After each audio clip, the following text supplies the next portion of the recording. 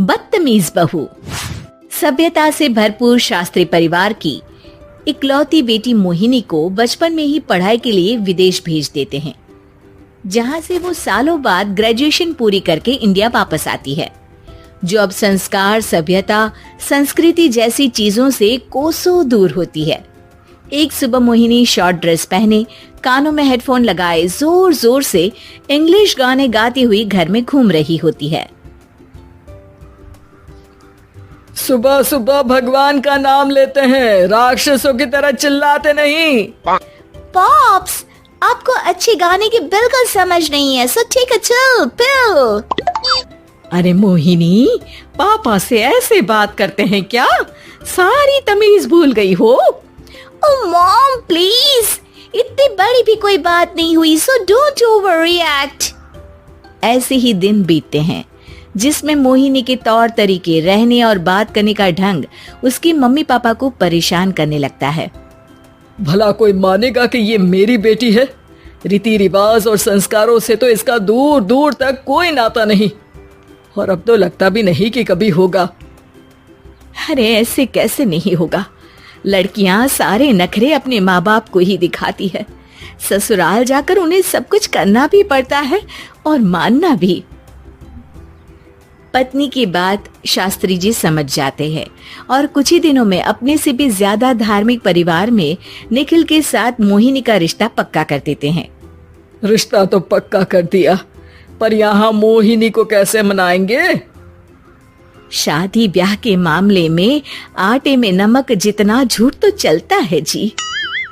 इसी तरह एक के बाद एक तिकड़म लगाते हुए दोनों मिलकर मोहिनी को शादी के लिए तैयार कर लेते हैं और मोहिनी निखिल की शादी हो जाती है, जिसके अगले दिन से ही मोहिनी दोबारा अपने पूरे अवतार में शॉर्ट ड्रेस पहनकर घर में घूमने लगती है।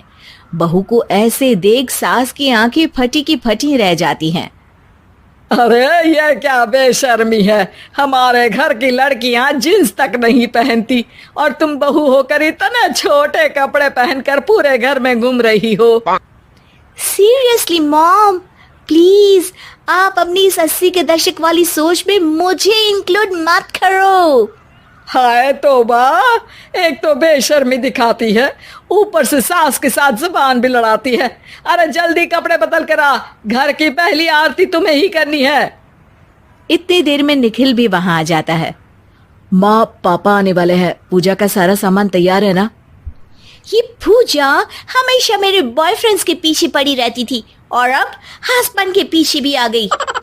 मोहिनी की बातें सुन सास तो अपना सिर पकड़ लेती है, लेकिन निखिल किसी न किसी तरह उसे पूजा के लिए कन्विंस करके कपड़े चेंज करने के लिए भेज देता है, जिस पर पूजा खत्म होने के बाद वो एक बार फिर अपनी शॉर्ट ड्रेस में आ जाती है। बहू, ये क्या तरीका है? संस्कार नाम की कोई चीज है या नहीं? नहीं ससुर जी, संस्कार मेरा दूसरा बॉयफ्रेंड था, अब तो मेरा उससे कोई कांटेक्ट नहीं है। मोहिनी का जवाब सुन के ससुर तो भगवान नाम जपते वहां से चले जाते हैं, लेकिन सास बहू के बीच कहासुनी फिर शुरू हो जाती है, जिसे इग्नोर करते हुए मोहिनी घर से बाहर चली जाती है और देर रात घर वापस आती है। मोहिनी, मैं जानता हूँ कि तुम विदेश में रही हो और तुम्हें वहीं की आदत है, पर यहाँ चीजें कुछ अलग है। अगर तुम उस हिसाब से कुछ एडजस्ट कर लो तो सबके लिए सही हो जाएगा। I am not in a lecture mood. Good night. अगली सुबह मोहिनी देर से उठकर एक बार फिर उसी तरह सबके सामने आती है, जिस पर उसकी सास कुछ बोले उससे पहले ही मोहिनी की दोस्त मोनिका और रचिल वहां आ जाती हैं। Oh hi darling, how are you? OMG, we missed you so much. I missed you too darling. Ram Ram, इन्होंने तो तुमसे भी छोटे कपड़े पहने हैं। अरे तुम लोगों के अंदर कोई शर्म लिहाज बाकी भी है या सब बेच खाई? मोहिनी, तुम्हारी मेड कुछ ज्यादा नहीं बोलती? इस पर मोहिनी की दोस्त उसकी सास का मजाक बनाने लगती है, जिसे सुन निखिल उन्हें जवाब देते हुए कड़वे शब्द सुना देता है और वो सुन के वो दोनों तो मुंह बनाए वहां से चली जाती है, लेकिन गुस्से से लाल मोहिनी वहीं खड़ी निखिल को घूरती रहती है। घूर क्या रही हो? तुमसे शादी की ये सोचकर कि विदेश में पढ़ी लिखी हो, घर में कोई पॉजिटिव चेंज लाओगी, अपनी करियर के लिए एम्बिशियस होगी, पर अपने इस बिहेवियर से उस पढ़ाई के साथ साथ अपने मम्मी पापा के नाम को भी डुबो रही हो। अगर तुम्हें ऐसे ही हाल रखना है तो यहाँ रहने की कोई जरूरत नहीं है। निखिल की बातें सुनकर मोहिनी रोते हुए घर छोड़कर अपनी मम्मी पापा के पास वापस आ जाती है। ससुराल में सब कुछ ठीक तो है? वो अपने आप को समझते क्या है? मोहिनी पर चिल्ला रहे हैं? मैं क्यों उसके इशारों पर चलूं? मैं अपनी लाइफ अपने तरीके से जीना चाहती हूँ और वो ना आप लोगों को मंजूर था और ना ही उन्हें है। तुम यहाँ नहीं रह सकती।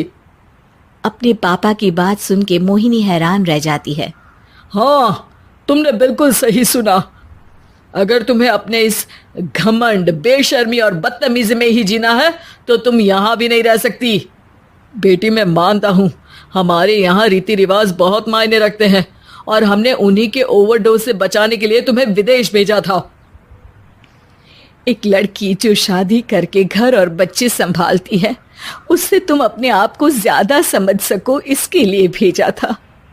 तुम उससे ज्यादा समझो और बनो, पर तुम तो किसी दूसरी ही ट्रेन में चढ़ गई बेटा।